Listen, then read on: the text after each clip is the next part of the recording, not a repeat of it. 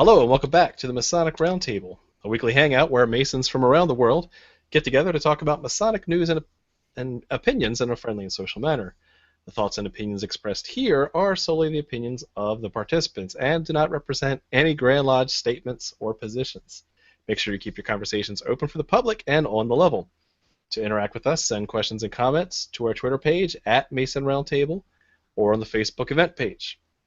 As usual, my name is John Ruark, past master of the Patriot Lodge, number 1957, in above average Fairfax, Virginia. I'll hand it off to Robert Johnson. Hey, dudes. I'm the special guest this week because I'm actually here. Robert Johnson of Waukegan Lodge, number 78, where I am the newest secretary. Yay, past master. Oh, yeah, past master of Waukegan Lodge, sorry. How does that feel? I instantly got crotchety.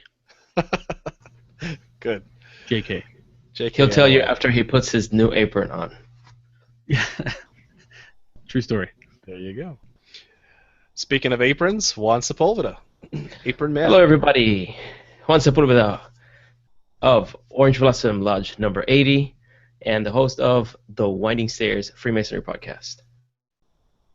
And last but not least, Jason Richards.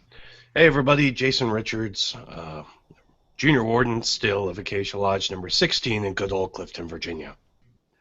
With a sexy voice tonight. Oh man, I'm going full on Barry White. Hello ladies. And with a 97% male audience, this is not going to go over well. You know what, I get it where I can. Can you feel it? Oh, I can feel it. All right. I'm going to mute myself now. Yeah. I'm going to mess with the audio so bad in the post-production. Yes. You're going to sound like the man. Moving away from Jason's docile tones, let's get right into the Masonic news this week. We've got a bunch, actually. Some tightly related, some loosely related. But the first item that was found earlier this week by one Jason Richards is the new Coldplay album will be coming out on December 4th called A Head Full of Dreams. There's the website there. And for those who have seen episode 85, our Sacred Geometry episode, you'll notice something that you may have seen before. Yes, that is the Flower of Life as the main center prominent artwork on the album cover. You know, they probably owe Alter Ego intellectual property, you know. Yeah, Just you know, it's already been done. It's already been I printed. don't think you trademarked the Flower of Life. Ooh. No, I know. Which means we probably could. Yes. It doesn't say trademark on there. Yeah. Quick. Register it. So there it is. You know, I don't know how I feel about it. I mean, I'm not a big Coldplay fan myself. What? But, you know, here's the other thing. They already have their store up and running where you can go and buy yourself a T-shirt with the Flower of Life on it. Kind of looks pretty cool, right? Until you get this big old ugly advertisement on the back. Oh, but wait, there's more. How about a coffee Branding. cup? You want a coffee cup? There's a coffee cup with the Flower of Life You on it. mean that bands do the same thing that Masons do and just put our crappy symbol on a mug? On everything. Ah, It's branding. wow. It is. I mean, again, it would be kind of cool, but you know, I think I summed it up best when I was talking to these guys earlier this week. Wait. You know, could I have my ancient sacred symbology with a side of capitalism, please? We need to buy these mugs for $15, Yeah. and then we need to slap a TMR sticker over the Coldplay symbol and just sell them like that. That would be awesome. For $20. And we'll sell them for $20. Yeah, we'll take the $2 donation after shipping. I'm on it. I'm designing the sticker. Now, here's a little life hack for you. If you do have something that does have vinyl printing on it, like these things that are glasses that are silk screened, like bar glasses, if you take sugar or salt and just kind of rub it onto the glass with your thumb, it's so abrasive it'll actually take off the vinyl sticker or the vinyl print that's on there.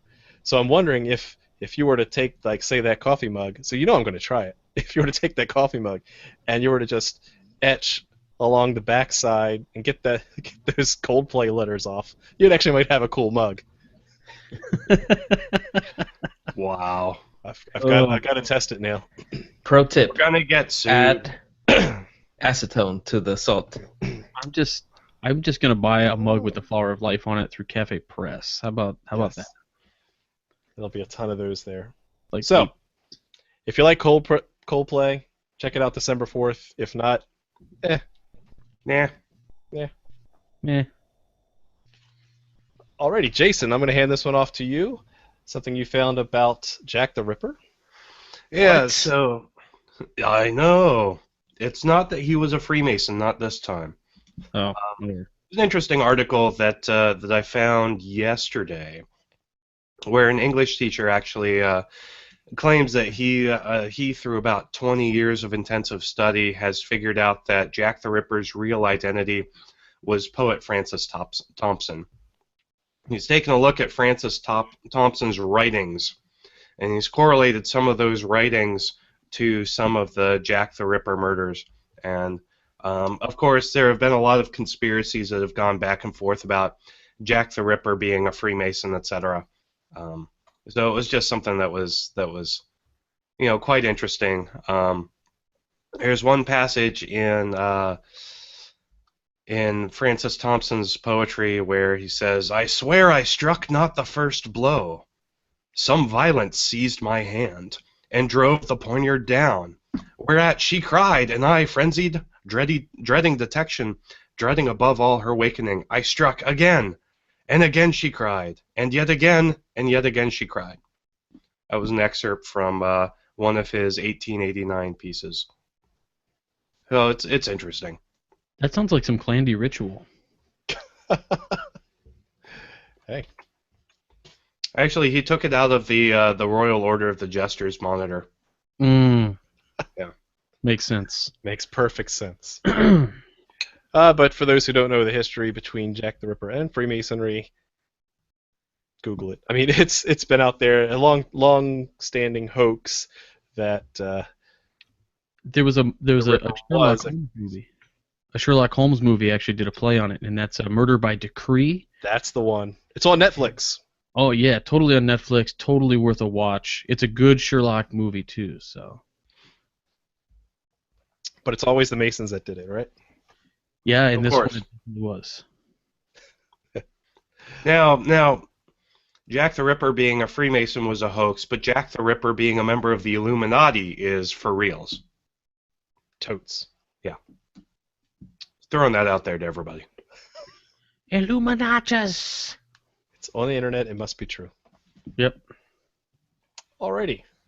Moving on to the next topic. Let's see. UC Santa Barbara, their library has begun digitizing Brother Edison's wax cylinder recordings. For those who don't know, Thomas Edison, yes, a Freemason, also came up with an invention before the record, before the phonograph, where we had these flat platters. Actually, the grooves were on a cylinder, and you wound up the cylinder and had a needle along the top, and as you turned the cylinder, it would play music. So it was the very first recorded, mass-produced, mass-marketed audio file that you could take home. The first MP3 for you youngsters. What was amazing is they're extremely fragile. They didn't last long. They weren't durable. They weren't easy to store because it's a cylinder, not a flat record, right? But nonetheless, this library has taken the effort of digitizing them and putting them in an audio form, which you can go to their website and browse their library, and they're just continuing as they add them. You'll get more newer content. What's interesting though is a quick search through their filters show they do have some audio recordings of things like, this is not the actual Master Mason degree, but this is an audio. No. quartet. It's just the Northern Masonic jurisdiction Yes, degree. it's the DVD version of the of the degree, and no, it's a Click quartet. play. And let's see, how can I do this? Let me. Just hit play. Well, let me take my ears off first. Let's try this. Okay, so if I hit play, hopefully you should hear it.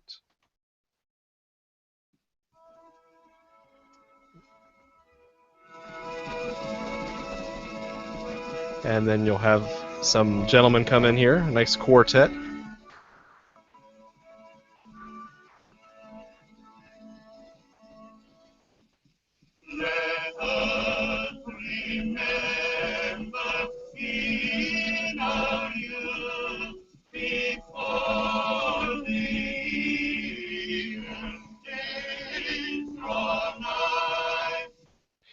So you get the gist. A nice slow quartet ode to Masonry. They do have one on, one or two on the Master Mason degree, and they have one on the Entered Apprentice as well. Wow, that was really cool. So that's out there now. So there's been a couple recordings. I mean, obviously there was a market for this stuff way back in 1913 when it was released. That's amazing. Didn't Ben Franklin do? He did one that had glass or something, right? He had like a different one. Oh, yeah, I think I know what you're talking about. It had a long glass. Yeah, and it was like ridiculous to buy, super expensive, totally not worth it. But it sounded cool. So want to remind the viewers that if you go way back to the archives of the Freemasons for Dummies blog, this isn't the first time Edison's Masonic music has made it on the interwebs, just in the wax cylinder form. So this, back on September 18th of 2011, some archives from a certain lodge, Mystic Star Lodge number 69 in Rushford, Minnesota, have a collection of other Edison wax and disc recordings on their website. So if you dig through the links, you should be able to find that shortly, or just go to freemasonsfordummies.blogspot.com and search for Masonic music. And Ben Franklin's instrument was the glass harmonica. There you go. Awesome. Now you got learned. I'm gonna Cool. play those next week at Stated. I gotta admit, I am a fan of classic and classical Masonic music. Mozart, these kind of quartet things. It would be awesome to play those or actually perform them live in lodge. So, brethren, get on that. Well, we've had presentations at the Patriot Lodge on that. Yes, we have. Alrighty, last but not least, if you're going to be at the Grand Chapter, which is the Royal Arch equivalent of a Grand Lodge communication, In Virginia. in Virginia, just in Virginia only, I'll be down there on Friday, so hit me up. And just as a reminder, this will be Don McAndrews, most excellent Don McAndrews, outgoing ceremony until his successor has been elected and installed. Don McAndrews was on our York Rite and Operatives episode, so we wish him the best as he goes into retirement and right into the sitting in the East at the Patriot Lodge. So you can't get away from Blue Lodge Masonry. He's also taking over the Grand Master position of the Cryptic Council in D.C. In D.C. Yeah. So Yeah. that He's a man guy. has not eaten at home in 30 years. It was his car. That's what it was. Yes. With all the logos on the back.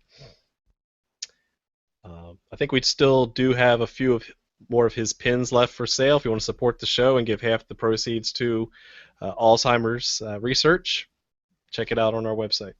Yeah, you actually made a pretty sizable donation to them on behalf of all of our great listeners of TMR back about a month ago, didn't you, John? It will be as soon as you can make it to chapter. I decided to hold we off. haven't done it yet. I Okay. decided to hold off. I was going to, and I thought I didn't have my act together, and I thought it would be good to get you there as well. So So we will be making a pretty sizable donation Yes, sir. as soon as I get my lazy butt to chapter. There's some motivation for you. That's all the Masonic news this week. That's quite a bit to start off with. So let's move right into the Masonic Monday question. On Tuesday. Nice. Jason. All right. So with Nick being out this week, being the lazy slacker that Nick happens to be, for last week's Masonic Monday question on Tuesday, congratulations to, and if this doesn't get you hot and bothered by me reading your name in my sexy Barry White voice, I don't know what is.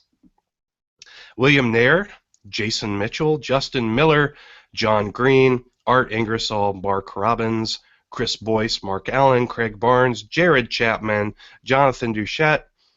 Congratulations, by the way, are in order for Jonathan.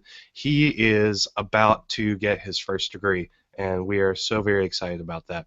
Joey Boyer, Heber Longhurst, James Webb, Larry Fama, R.J. Hughes, Jim Goltz, Krista Sohn, Wayne Anderson, Daniel Navarro, Nikolai Sternberg, Matthew Hunt, Christopher Croto, and Simon Dick. So congratulations, you guys all got last week's Masonic Monday question on Tuesday correct. The answer was Quatuor Coronati Lodge number 2076, which roughly translates to 4 crowned ones. Moving over to this week's Masonic Monday question on Tuesday. This famous Freemason was an absolutely stellar military mind. Serving in both World Wars, he was eventually relieved of duty by this Masonic president in 1951. Who was this famous Freemason, and by what Grand Lodge, and by what method was he made a Mason? And your bonus is, who was the Masonic president that relieved him of duty? When you've got the answer, send it to masonicmonday@gmail.com. Don't forget to include your lodge name and number and the hashtag Nick needs to get back on the TMR. I love it. Love it, and you guys did great with last week's question. Keep it up, and Nick will be back next week to read your names in his decidedly less sexy voice. All right, let's jump right into this week's topic, the petitioning process. About 2 episodes ago, we talked about the criminal backgrounds and started to go right into specifics of what was being asked on petitions. We said, hey, that's a great idea. Let's actually, I'll show you yours, you show me mine. Wait, strike that, reverse it.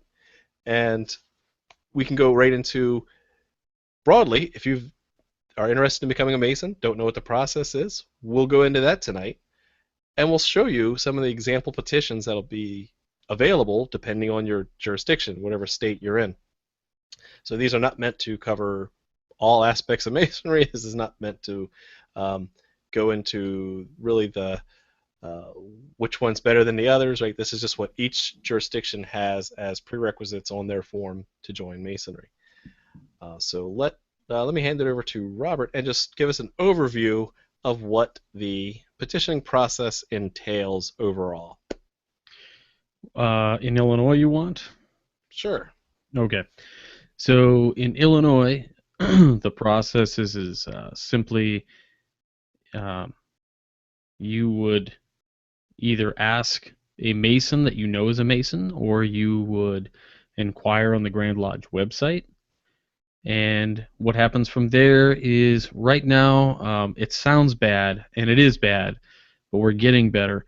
It's about a 6-week turnaround before we're contacting people who have contacted us through the Grand Lodge. Wow. Yeah, and that's because we have a strict policy of going through a chain of command. So if you're a brother in Illinois and you've sent the Grand Lodge an email, don't freak out. It's just a process right now. We're working through it. It's going to get better.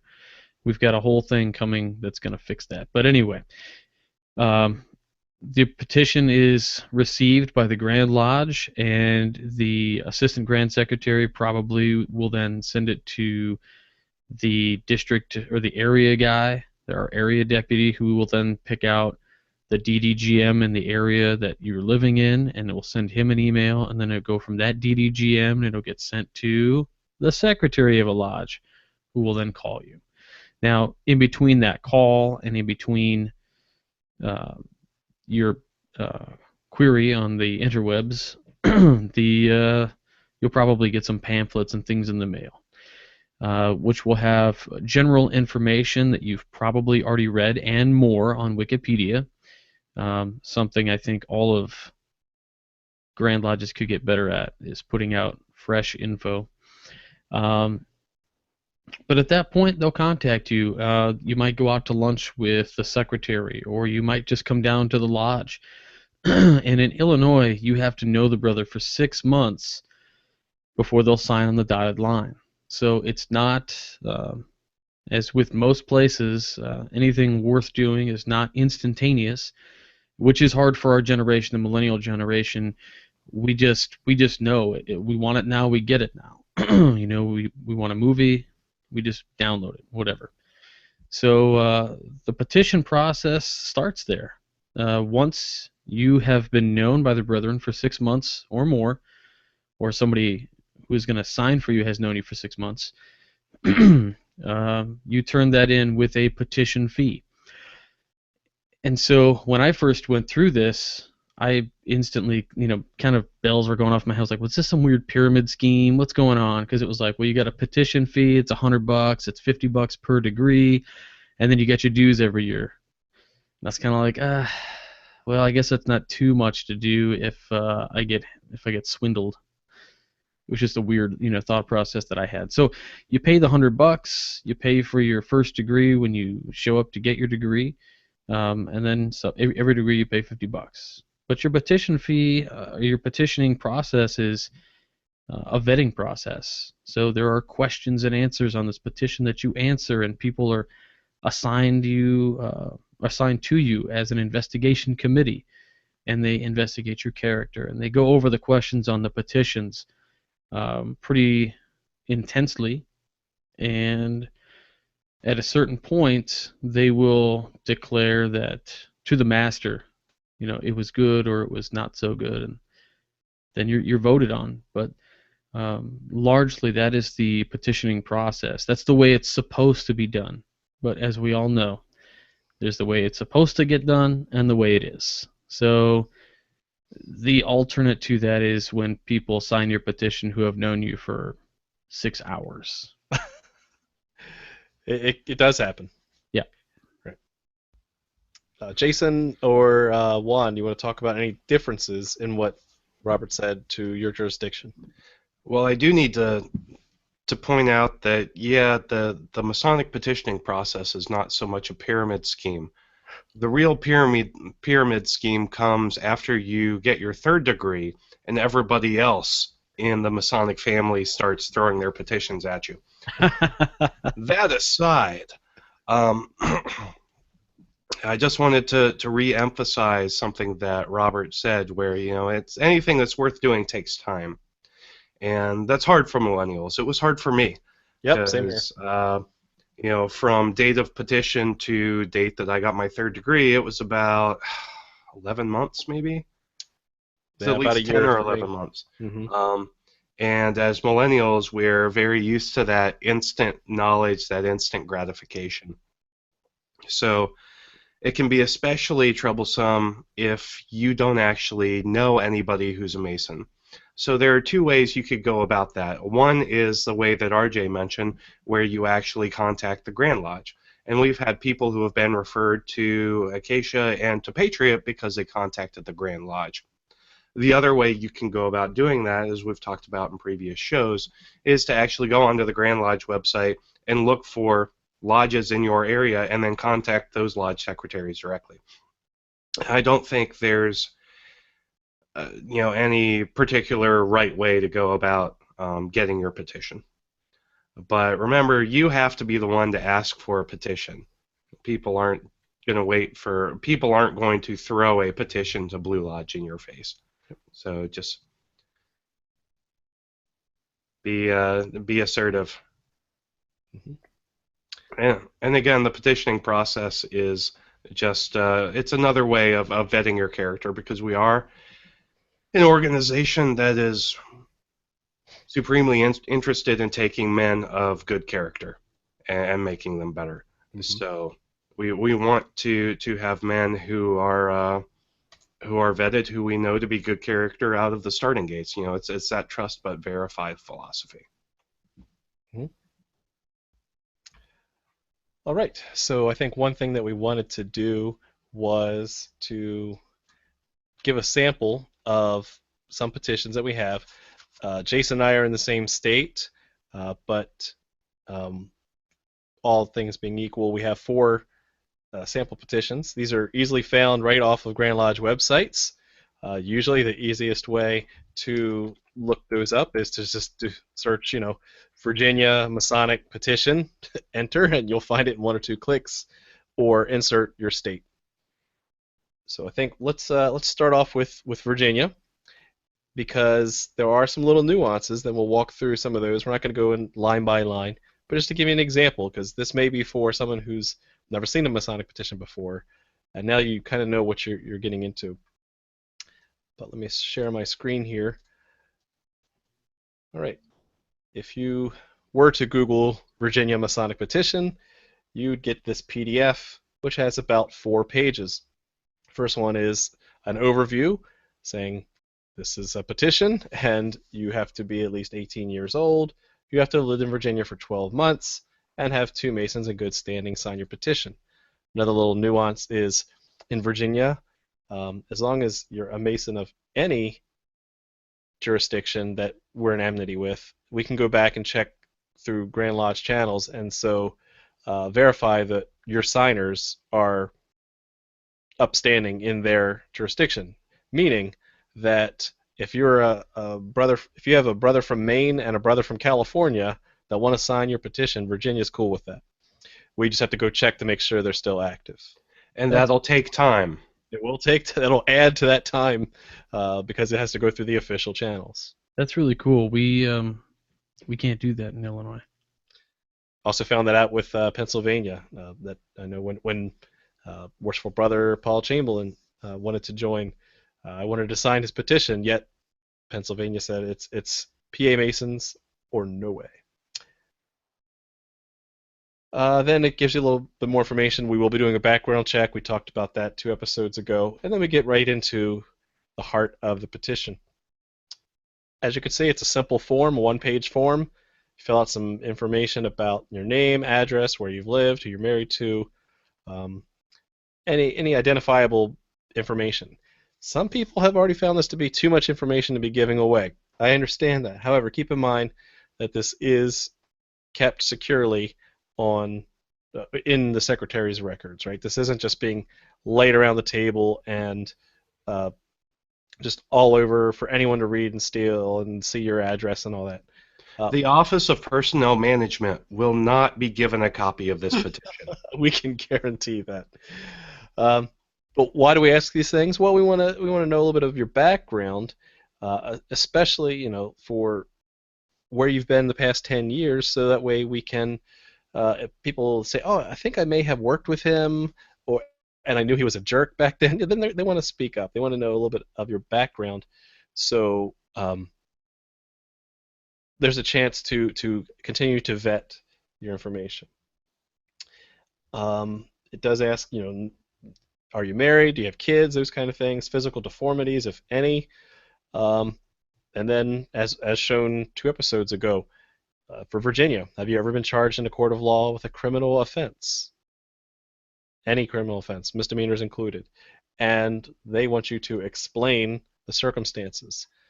It's part of, we're trying to take good men and make them better. In my experience only, most of those misdemeanors can be explained through, you wouldn't be petitioning if you weren't, of a higher thought process, a higher elevated consciousness to try and join a good fraternity like this. So I've not seen any rejected flat out because of that. But again, all the ones I've seen, anecdotal only, have been very small misdemeanors. Well, and it's a case by case basis too. Absolutely. And I mean, we're all we're all in this for the same reason, so we're not going to flat out reject someone just because of something on the petition.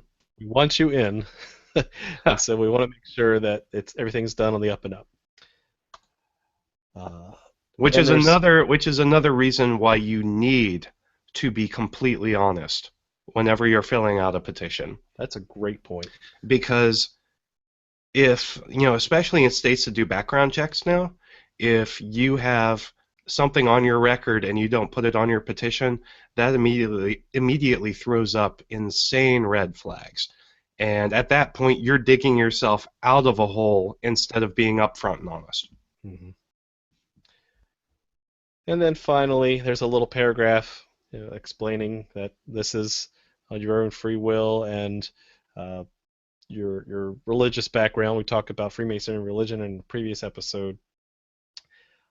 And then at the end, this will be printed on the backside for the secretary to keep track of your initiation, passing, and raising dates.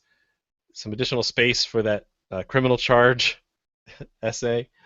And then your two signers would sign on the back here and what lodge they're a member of. And that's about it. Finally, the last thing that was added was the background check paperwork. So this is just a final piece of paper that says, yes, I authorize the Grand Lodge of Virginia to check into my background and I'm going to pay the fees. So it's just that simple. It's not a complicated process, a one-page form for all intents and purposes. And that starts the process. Any questions you have, Robert, before we jump to Illinois? No, I just think that I love the fact that you can have people from other jurisdictions sign your petition. I've had friends in other states who are like, hey man, can you sign my petition? And I can't. Yeah, jurisdiction doesn't allow it, or it's just one of those weird things. Go ahead. I was just going to say, and I'm not 100% positive, but again, it may be. Again, full disclosure, I don't know, but I think I remember hearing as an Illinois Mason, I'm not allowed to sign a petition from out of state. That's interesting. Oh, Yeah. that's strange. So even though you're in good standing, you couldn't sign a Virginia Mason's petition. I'm not certain, but Huh. I thought a secretary at some lodge in Illinois told me that. And as a secretary, I just don't know yet. I've been in the job for like 6 days. 4 days. Excuses. 3 days. You're a past master. You know everything. Uh-huh. See, I mean, that kind of saved my butt in the petition process because I only knew one Mason with whom I had worked. But my wife's uncle was a Mason out of Minnesota, so I was able to get him to be my second line signer. Cool. And that saved me easily like another year that I would have been out of the fraternity just getting to know brothers. And it's another interesting thing is that you guys only need 2. We have to have 3. Well, let's go. Let's find out. Let's switch over to the Illinois petition, as shown here. Go ahead, RJ. Well, so you're essentially filling out a pre-made letter, to the lodge. You're going to basically say that you're not, you believe in God and that you're not doing this because somebody's paying you to join a lodge and like write a manifesto or whatever. You have to sign all your names given in full. We don't do a background check in Illinois unless the lodge just decides to do one. They're allowed to, but it's nothing that is required. As you can see at the top, it'll say the handwritten portion has to be done in your own handwriting of the petitioner, and it's actually code, so nobody can fill it out for you. You have to have 3 petition signers. So you'll notice it says, I have known the petitioner blank years, blank months, and then sign your name. And those are, we have a top line signer who a lot of times will end up being your mentor. The other two signers just have to know you. The rule is they all have to know you at least 6 months. Not add a total of 6 months, so not 2, 2, and 2, or 1, 4, 1, or whatever. But, Yeah, I don't see a field for hours of how many hours they've known you. Yeah, so it is kind of interesting that we do that years, months thing. Wow, that's cool. Yeah.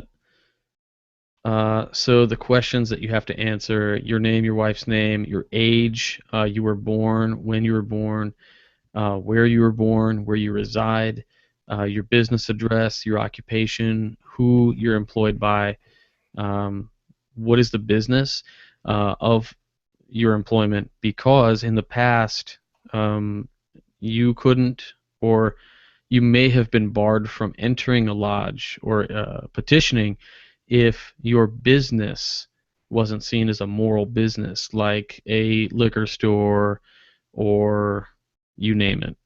Maybe you own strip clubs. It wouldn't go. So have you resided in the state of Illinois continuously for the past 6 months? Usually that has to be a yes. If not, we kind of have to do some investigation. Where you have lived in the past 6 months. What about the last 10 years? If you've lived more than one place, list them. Have you previously petitioned? And if so, how many times? Where? Have you ever been convicted of the felony? We talked about that in the background checks episode. So then the rest of it is filling out and signing the statement regarding the petition, which is basically you're turning it into a legal document on or about I petition such and such lodge, if that is the case. If not, you leave it blank. It's an interesting question. Are you a member of any organization, the regulations of which are incompatible with membership in the Masonic family? So most of the Masons in my lodge are all Roman Catholics. However, what's interesting about that is it isn't necessarily compatible if you look at the dogma that's been surrounding it in years past. So they want people to know that there is that incompatibility with some organizations. I've had brothers who had to stop wearing their Masonic lapel pins to church because they weren't let in. It's weird. Wow. And then just that you have read all the questions contained in the foregoing petition, you sign it, you put your telephone number and your business telephone number. It also asks you if you know of any moral, mental, or physical or legal reason why you should not become a Freemason, which I think is a weird question, because I think if you're going to fill out the petition, why would you even say yes? And also, ostensibly, you shouldn't have too much foreknowledge about what Freemasonry is actually about. Right. So it's like, Right, exactly. So I want to be a lizard man. You want to be a lizard man for sure. On the back of this, I don't think I've ever. We don't really keep a record. The record of degree dates are rarely ever used. We never see those. Once the petition's filled out, it's almost never used again, because we use a computerized system. But on that record, at the bottom, it will say that you petitioned, you received at the stated meeting held, and then we referred it to you'll see on the bottom of the petition, those are the people who are your investigation committee. So if at some point your secretary does keep this and he writes everything on it, it makes, I guess, kind of a neat Masonic memento. But for the most part, I mean, I think they just go by the wayside. I don't think anybody keeps them. So the report at the bottom says the report is due, so the investigation committee has a report due to the master on or before whatever the next date it is. The action, it says action had, so whether it was a ballot or not, result, whether the ballot was clear or not. So the petitioning, and I'm fairly certain most of the lodges I've been to actually don't use black balls and white balls anymore. They use a black cube and white balls. That's what we do anyway, and I've seen it done that way pretty much everywhere. And then so that's the result, is whether you're clear or not. And then of course you just do your initiate, past, and erase dates. So it's a pretty simple petition. It's nothing too wild. I think overall, the weirdest question on our petition is probably the do you know of any moral, mental, physical, or legal reason why you should not become a Freemason? Oh, and I what mean, if you answer yes? I mean, yes, I do. Well, what could that be? let's have Your an awkward petition would conversation. probably not come up clear. Yeah. Right, yeah. But what's interesting about that question actually is, and Mike Shirley actually did a piece on this a while back for the Midnight Freemasons, is that perfection in anatomy was considered.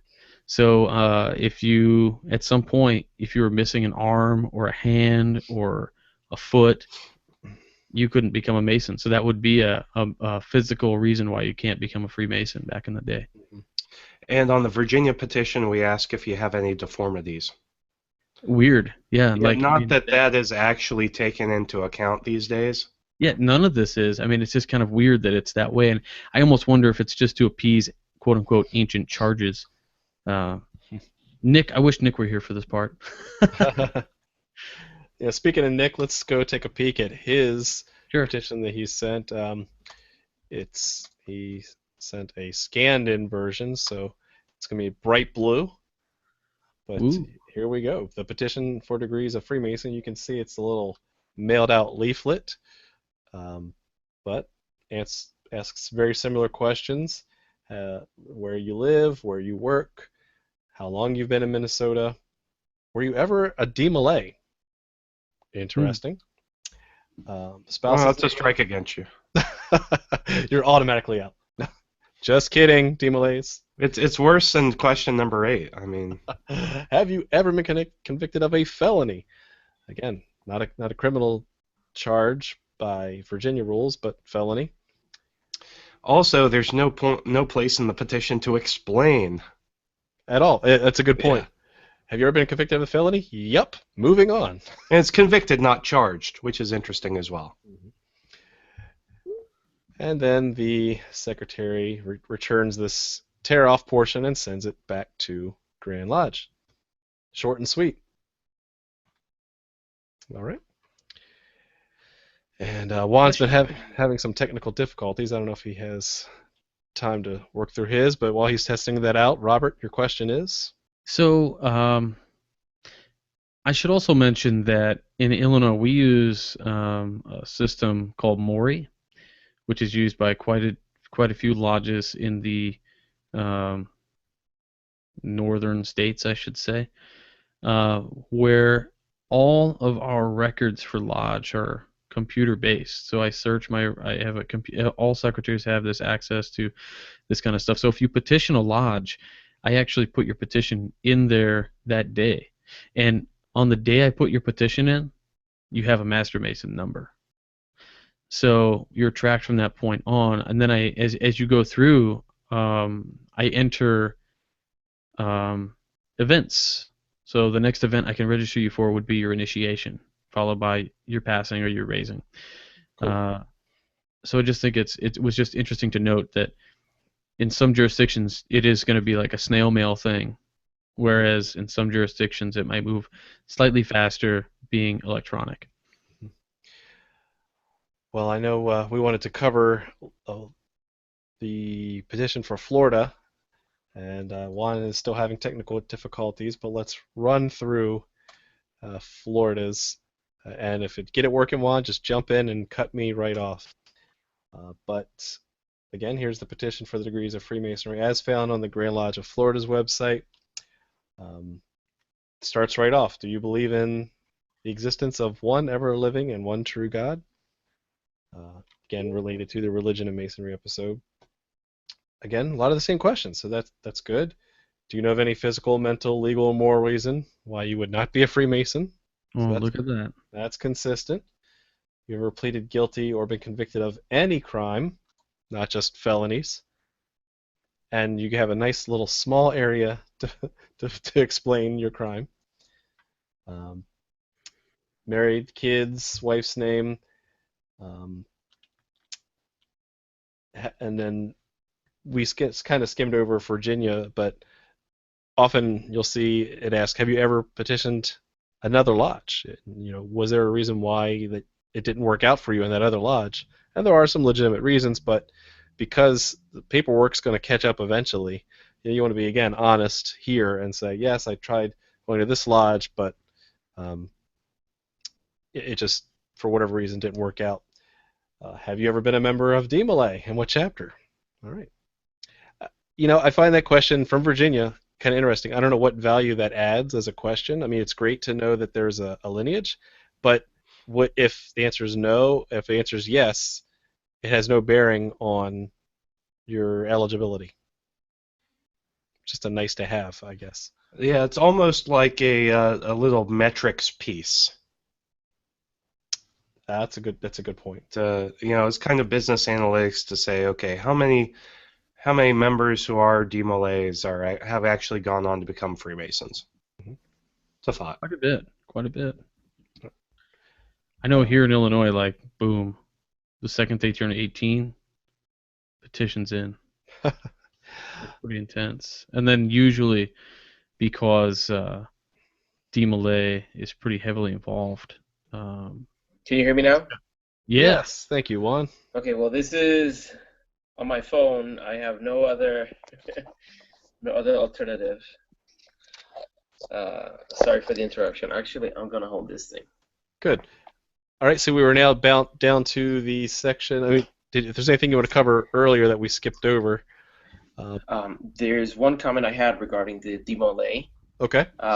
In terms of DMLA, even though it doesn't have a direct influence whether you can be accepted or not. Considering the ties that DMLA has with Freemasonry, there's a high likelihood that some of the people that are involved in DMLA can vouch for you, even if you don't know anybody personally in the lodge. You might know some people through your DMLA chapter that have a direct connection. Then that's a good point. We can have people to talk directly to get a good view of who you are. Definitely. Now, I found this section interesting, one of this lengthy half-page essay on basically what you're getting yourself into. Most of the other ones have a very short paragraph. Do you want to explain a little bit of this? I don't have that one here, and I don't think I can read it. The short version is, it says, don't join because you're trying to get ahead in your job. This is not a benefit society. You have to be patriotic in the sense of you're not trying to overthrow the government in any way. Yes. You have to be here of your own free will. So a lot of things that we've discussed in the past, things that make you qualified to be a Mason, I guess it's to help weed out the ulterior motives. But it spends a lot of time, which is actually good because some of these things aren't covered in sometimes conversations previous to submitting a petition. So at least it's there in writing. What's really cool is that they actually put all this in writing and they don't leave it up to the investigating committee alone. In Illinois, we are charged, we have several things that we have. We have an investigations guidebook, and you're supposed to take that with you and kind of fill it out as you do it, just like a job interview. And it doesn't have to be turned in to anybody. It's to help make sure that you hit on these exact points that Florida's has, which I really like their petition fee. I was looking at fees here. I really like their petition in that it points out things that it's not a benefit society, and I would call particular attention to the line in which it tells you what exactly qualifies you for Masonic relief. And it actually spells out that you have got to be a member of the lodge for not less than 10 years, the last 3 of which must have been continuous at the time of application is made, or you're not eligible for such relief if already attained at the age of 70 years, yada, yada, yada. Yep. But that's really cool and interesting because it stops people from joining on the basis that, at some point, hey, my job's not doing too well, I could join, and there was maybe a chance that somebody would maybe, pay my mortgage or something if I lost my job. I'm glad that that's in there because a lot of people think that we are a benefit society. I mean, a benefit society was the Oddfellows. They would stipend to make sure that you could pay your bills, but we're not the odd fellows. Yeah. Mhm. And if you think about it, there are a lot of things that people don't know when they're approaching Masonry. They've heard all these things that, it's hearsay, and you have all this flood of bad information on YouTube, which in a way we try to counteract. But these people are coming with a myriad of details that might be influencing their decision. And here we have an opportunity to, right from the get-go, dispel some of those myths and say, this is what you can expect, and this is what you shouldn't expect from us, so that we make sure that people are joining for the right reasons. That's great. So then to wrap up the petition, here are your fees. Sign your full name in ink and have 2 recommenders. We're Masons. We're all about 3. What's the deal with that? You all have just 2. That's a good point. I'm really surprised that not everything's a 3 requirement. Virginia's just relaxed. 3 references right here. Oh, you're so relaxed. It's Florida. So relaxed about the minutes, of which you have too many. True. On that note, I think one thing we should probably do is cut to social media. We've got a lot of brothers sharing their petitions as well, and then we'll do a very brief wrap up in the interest of time after that. So, Jason, why don't you share with us what's going on social media? And All right. Well, we've actually had a number of brothers share their petitions, so I just want to go through California and Texas real quick. California's petition is very interesting because it actually starts with a page that is to be completed by the members of the lodge that's being petitioned. And it starts with the recommenders first and foremost, which I think is a really interesting way to go about it. So the first thing the Grand Lodge sees is that this man is actually being recommended by brethren of good report. Going down through the contact information and everything, they've got the DMLA question. Criminal history is much less relaxed than some of the other petitions we've talked about tonight. wow. Have you ever been arrested, taken into custody, pleaded guilty or no contest to, or been convicted of a criminal offense other than a minor traffic violation? Wow. And so that's quite interesting. And then you've got the statement of the applicant saying, I'm a man at least 18 years of age, believe in a supreme being and a future existence. Go see our Religion and Masonry episode for more on that. Resided in California for at least 12 months. And I've never pled guilty or no contest to or been convicted of a crime of moral turpitude. See explanation. See explanation on the Grand Lodge of California website. Uh-oh. Are we going to have issue with that? Moral turpitude. Why do you think there's an asterisk there and there's not an explanation? Because I just hope it's not a cowardly way of saying, well, we don't want to say it, why don't you go check it out on yourself? I think it's because it's ever evolving. Uh-huh. And it's a case-by-case basis. Again, you want to give some general guidelines, but at the same time, let those lodges make that decision for themselves. So here is the Grand Lodge of Texas petition from Brother Ken Lotman. And the interesting thing about this petition, I'll scroll down to it because we're short on time, is that in addition to having 2 recommenders that have to be members of the petitioning lodge, you also have to give references for 3 Masons. So in order to petition a lodge in Texas, you have to get 5 Masonic recommendations. Everything's bigger in Texas. It is. Wow. I'm okay with that. And 3 separate investigation reports must be attached to this petition before the ballot is taken. Nice. So I think what that means is that you have 3 individual investigations that have to happen. That's what we do also, but most of the time they go as a group. Yeah, in Florida is the same way. It's not. There have to be a report by each individual that attends, but the how can I say this? There's one visit, and three reports come out of that visit. So there's not just someone who types it at the end. It's supposed to be three reports because one of the brothers might have missed something that was very obvious to the other. Things like that. So. And Ken has given us a little bit of more context on moral turpitude. He says it's a legal concept in the United States and some other countries that refers to conduct that is considered contrary to community standards of justice, honesty, or good morals. He said the term appears in U.S. immigration law beginning in the 19th century. Well, that's good. I mean, we've got a really good United States of America who has made some really nice judgments. So.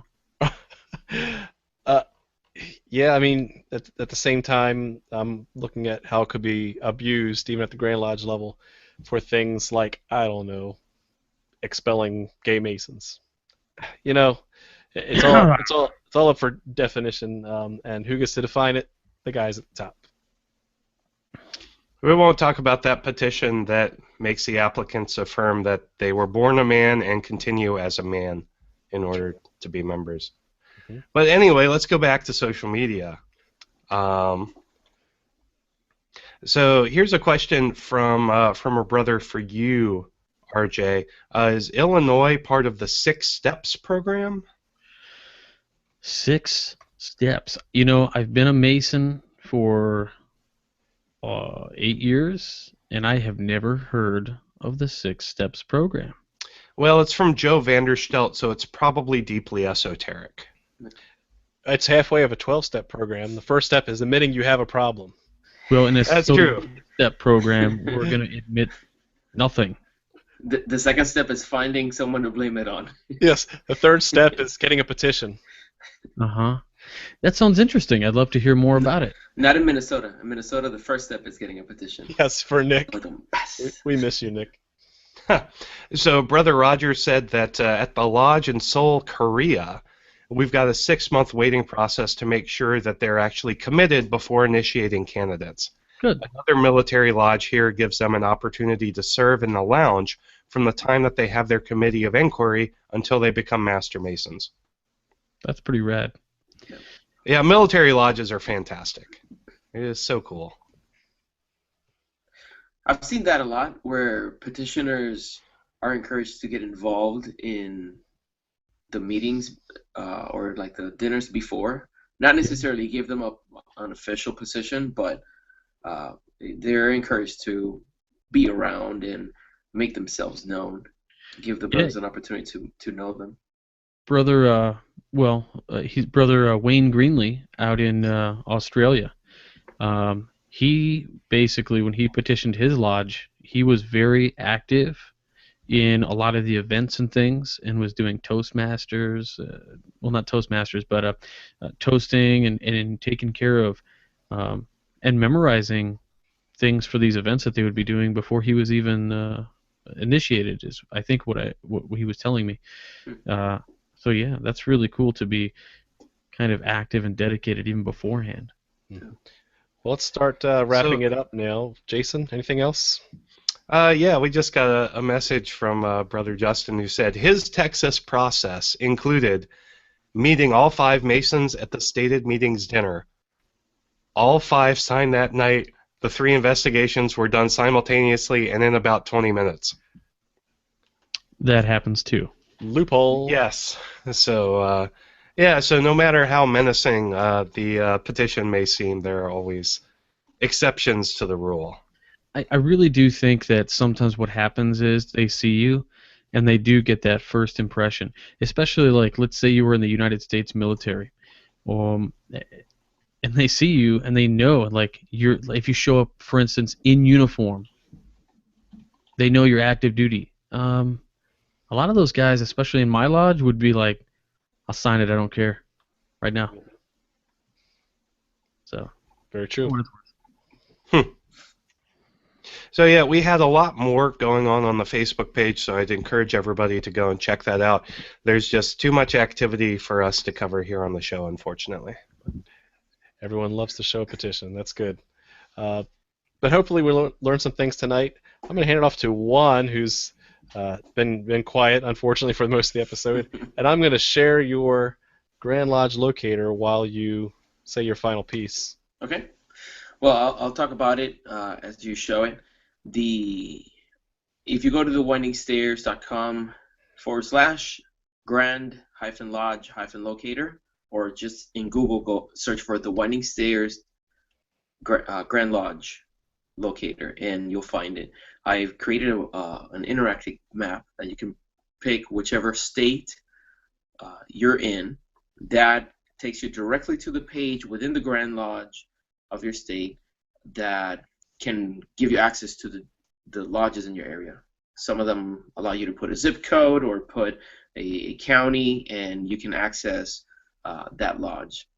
The idea here is that you can go directly to the lodge that you're likely to be joining.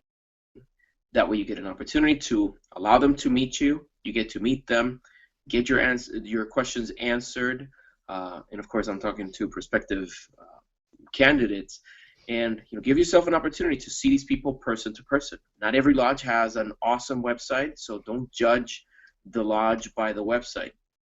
Make sure that you find the lodges that are closest to you, pay them a visit, or give them a phone call. That old traditional phone calls where you mark the numbers and speak with a human on the other side. Were you doing a rotary phone? I was. Okay. I actually have a rotary phone in my office, and it's loud as heck. Well, you guys are going to go off. I've got a rotary phone on VoIP. That's Nice. awesome. I want one of those.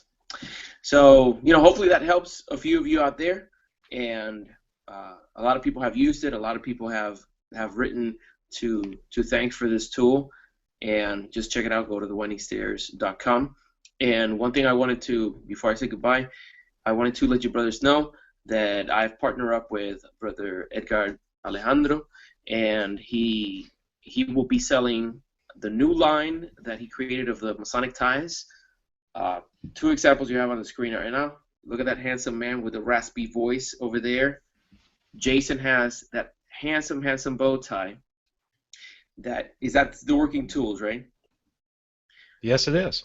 Yeah, you have to go to, if you go to freemasonryart.com, you can see details of it. It's beautiful that from a distance it looks just like a striped bow tie, but when you look up close, it's a jacquard weave, so you can see the working tools as the light hits it in a different angle. So you got to check those out. So go to freemasonryart.com.